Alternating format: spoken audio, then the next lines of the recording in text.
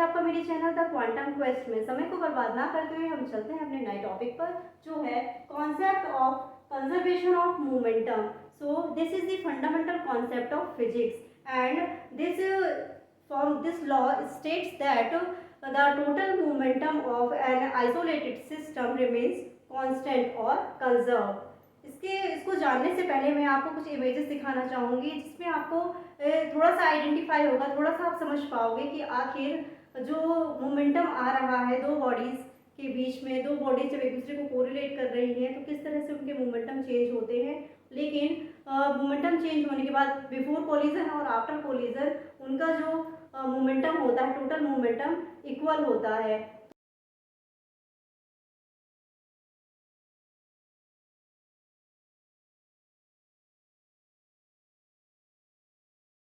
So this is the fundamental concept of physics. So this law states that the total momentum of an isolated system remains constant or conserved over time. So and the provided no external force are active। उसमें क्या है, external force active नहीं होता है। वो आप दूसरी जो एक दो बॉडीज हैं उन दोनों में ही आपस में जो फोर्स होते हैं वो और फोर्स होते हैं, जो मोमेंटम हमारा निकल रहा है वो एक दूसरे में ट्रांसफर हो जाते हैं। ठीक है, इसमें एक्सटर्नल फोर्स बाहर से अप्लाई नहीं होता है। इस कॉन्सेप्ट को समझने के लिए हम एक एग्जांपल लेते हैं। फॉर एग्जांपल के थ्रू मैं आपको समझाती हूँ कि जो मोमेंटम है वो कैसे चेंज हो रहे हैं। ठीक है, सो बिफोर कोलिजन ये हमारी एक बॉल है m1 और ये है हमारी दूसरी बॉल m2। इनकी जो इनिशियल वेलोसिटी है m1 की है v1 एंड जो m2 जो हमारी बॉल है a और b से हम इसे रिप्रेजेंट कर सकते हैं, ball a and ball b। ठीक है, so this is an object, this is a ball, so object A and object B।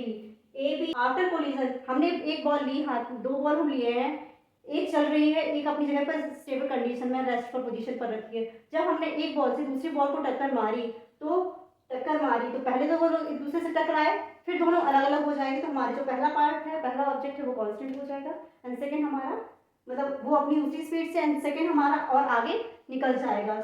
इसमें क्या चेंजेस आ रहे हैं, इसका मास तो हमारा सेम ही रहेगा, मास में तो कोई चेंजेस नहीं आएगा। इसकी वेलोसिटी है final velocity v1 and this final velocity v2। हम जानते हैं कि मोमेंटम क्या होता है, मोमेंटम होता है mass into velocity. So this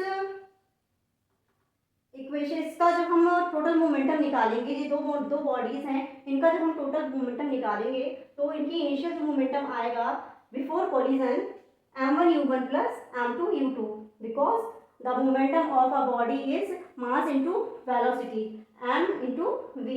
so m1 u1 plus m2 u2। Before collision जब होगा तो उसमें तो कोई आपको मोमेंटम एक्सप्लेन नहीं होगा, कोई भी मोमेंटम उसमें शो नहीं होगा। आफ्टर कोलिजन जो उसमें मोमेंटम आएगा m1 v1 plus m2 v2। सो इस तरीके से इसमें चेंजेस आएंगे।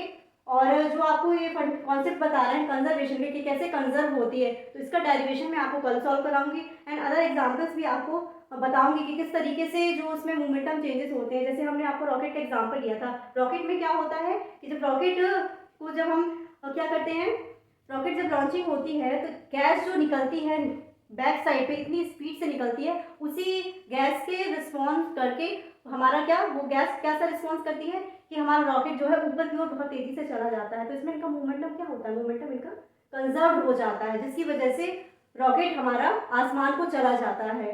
और भी आपको एग्जाम्पल्स इनके बारे में बताएंगे, इस पर और भी ज़्यादा डिस्कस करेंगे। कल हम आपके फिर मिलेंगे इन्हीं कॉन्सेप्ट के साथ और ज़्यादा इनको क्लियरली आपको समझाएंगे। अभी आपको ये कॉन्सेप्ट समझ में आया नहीं या नहीं वो मुझे कमेंट करके ज़रूर बताएं। कल हम फिर मिलेंगे अपने नए टॉपिक के साथ, तब तक के लिए नमस्कार।